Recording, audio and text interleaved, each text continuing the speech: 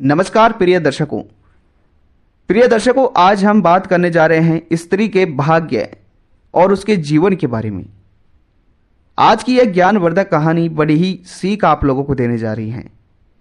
अगर इस ज्ञानवर्धक कहानी को आप सभी पूरा सुन लेते हैं तो अगर आपके घर में बेटी है तो आप अपने आप को खूब नसीब मानोगे और आप अपने बेटी का बाप कहते हुए अपने आप पर गर्व करोगे। मित्रों, ये ज्ञानवर्धक कहानी एक राजा के ऊपर है और ये ज्ञानवर्धक कहानी आप लोगों को बहुत बड़ी सीख देने वाली है। इसलिए इस ज्ञानवर्धक कहानी को आप सभी पूरा सुने।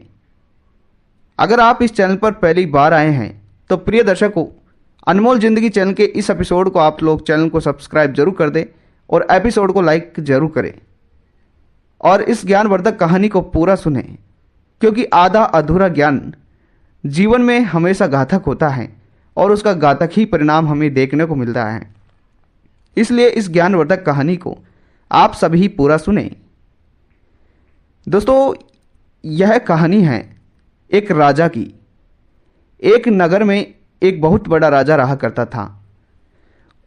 भगवान कुबेर और माता लक्ष्मी की दया से उस राजा की यहाँ धन धान की कोई कमी नहीं थी। धन धान से वह निपुण था और साथ ही भगवान की दया से उस राजा के पास 7 पुत्रियों ने जन्म भी लिया था। वो 7 पुत्रियां बहुत ही सुंदर और सुशील थी और हर बात का पालन भी किया करती थी।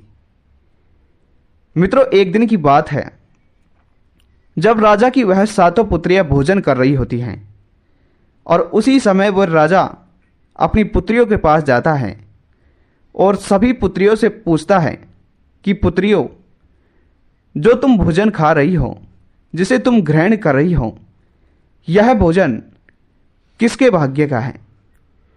तो वह पुत्री एक एक कर बोलती है कि पिताजी, हम तो आपके भाग्य का खा रहे हैं। फिर दूसरी पुत्री से पूछता है तो वह भी बोलती है कि पिताजी, हम तो आपके ही भाग्य का खा रहे हैं। जब तीसरी पुत्री से पूछता है तो वह भी बोल देती है कि पिताजी, हम तो आपके ही भाग्य का खा रहे हैं। यानी कि जब तक वह 6 पुत्रियों से पूछता है तो 6 पुत्रियां यही बोलती हैं कि पिताजी, हम तो आपके भाग्य का खा रहे हैं।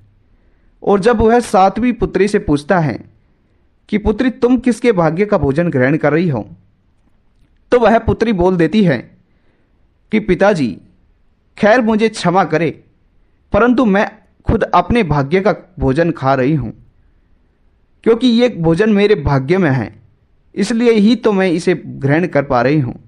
अन्यथा अगर यह भोजन आपके भाग्य का होता तो इस भोजन को आप स्वयं ही ग्रहण करते, ना कि हम ग्रहण करते।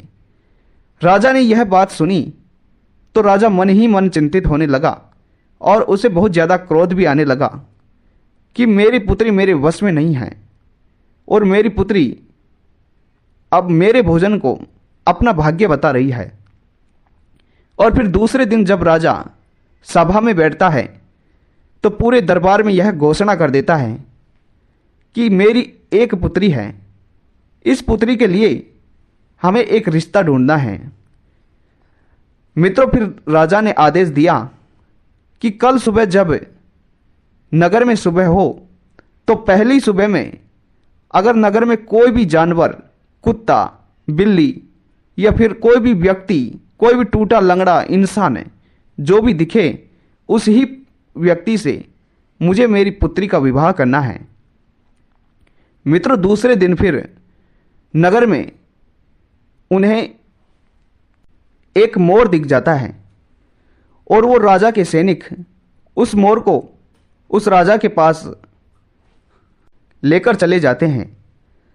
राजा के पास उस मोर को ले जाने के बाद में वह राजा उस मोर को देखकर और अपनी पुत्री को बुलाकर उसी ही समय उस मोर के साथ अपनी पुत्री का विवाह कर देता है। प्रिय दर्शकों, उसके बाद में वह मोर और उस राजा की पुत्री दोनों उस नगर से जंगल की ओर चले जाते हैं और जंगल में एक कुटिया बनाकर वहीं पर रहने लगते हैं। उसके बाद में जब रात होती तो वह राजा की पुत्री तो उस कुटिया के अंदर ही सो जाती, लेकिन अगर देखा जाए तो वह मोर एक जानवर था। वो रात के समय में एक पेड़ की डाली पर बैठा रहता था। दोस्तों, एक दिन जब जोरदार हवा चल रही थी तो वह मोर एक पेड़ की टहनी पर बैठा हुआ होता है और वह राजा की पुत्री उस झोपड़ी के अंदर सो रही होती है। उसके बाद में जब जोरदार हवा चल रही होती है तो उस हवा के कारण वह मोर उस पेड़ की टहनी से नीचे गिर जाता है और उसी दौरान उस मोर की वहीं मृत्यु हो जाती है। उसके बाद में जब उस राजा की पुत्री को पता चलता है तो वह राजा की पुत्री ये नज़रिया देखकर बहुत ज़्यादा चिंतित और रोने लगती है और बहुत ज़्यादा दुखी हो जाती है। और उसके बाद में वह राजा की पुत्री ज़ोर ज़ोर से रोने लगती है और भगवान को याद करती है और कहती है कि हे परमेश्वर, आपने मेरे साथ ही ये क्यों किया?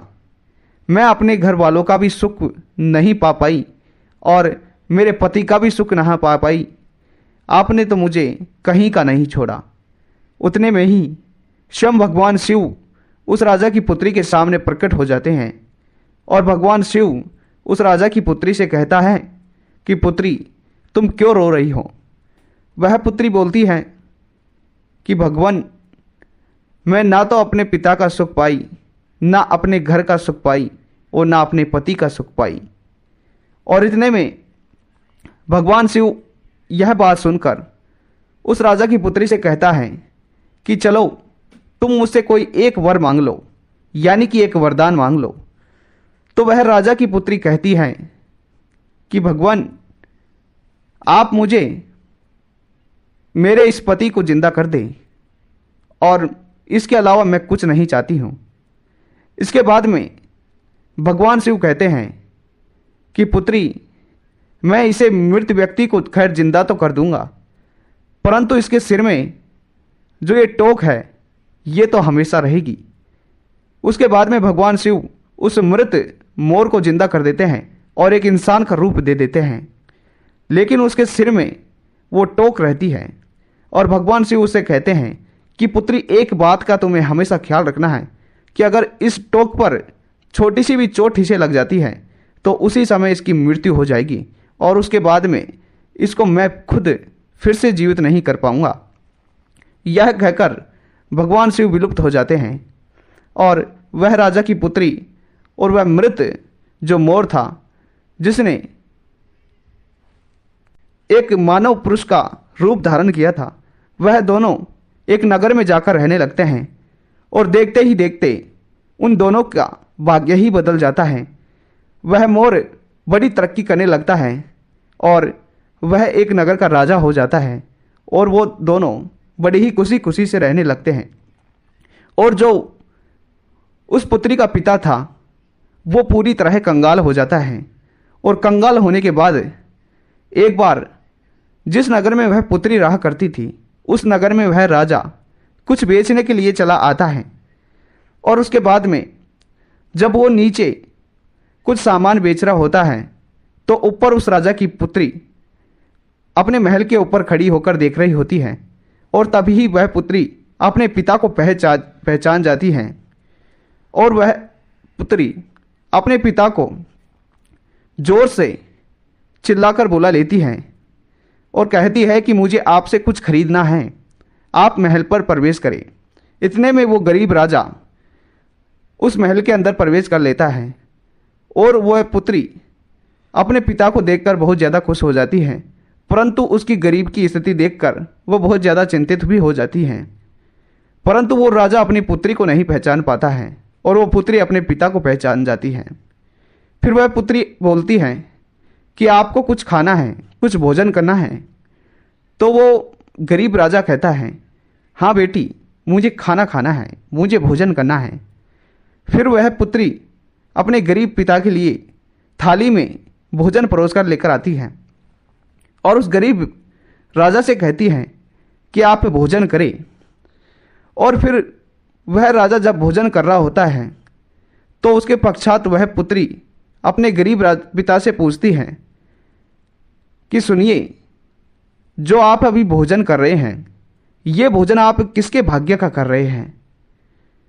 वह गरीब राजा कहता है कि पुत्री, मैं यह भोजन अपने भाग्य का कर रहा हूँ, क्योंकि अगर यह भोजन मेरे भाग्य में नहीं होता तो मैं अभी इसे नहीं खा रहा होता, इसे कोई और ही खा रहा होता। इतने में वह पुत्री उस गरीब राजा से कहती है कि आप मुझे पहचान पा रहे हैं? तो वह गरीब राजा कहता है कि नहीं पुत्री, मैं तुम्हें नहीं पहचान पा रहा हूँ। इतने में वह पुत्री कहती है कि मैं आपकी वही पुत्री हूँ जिसे आपने एक मोर के साथ विवाह कर कर अपने राज्य से निकाल दिया था। इतने में यह बात सुनकर वह राजा फूट फूट कर रोने लगता है और अपनी पुत्री से माफ़ी मांगने लगता है। और वह राजा कहता है कि पुत्री, आज तुमने मेरी आंखें खोल दी। आज मुझे पता चला है कि व्यक्ति का सबसे बड़ा भाग्य होता है और जो भाग्य में होता है वही व्यक्ति का होता है। मित्रों, प्रिय दर्शकों, आज हमें इस कहानी से यह सीख मिलती है कि हमारे जीवन में हमें जो भी चीज़ें प्राप्त होती हैं वह सब हमारे भाग्य से होती हैं। इसलिए सबसे बड़ा भाग्य होता है, जीवन में जो भी वस्तु हमें प्राप्त होती है वह भाग्य से होती है। मित्रों, उम्मीद करते हैं कि आप सभी को यह छोटी सी जानकारी पसंद आई होगी, तो चैनल को सब्सक्राइब जरूर कर दें और वीडियो को ज़्यादा से ज़्यादा शेयर जरूर करें ताकि और लोगों को इस ज्ञान का उपलक्ष्य प्राप्त हो।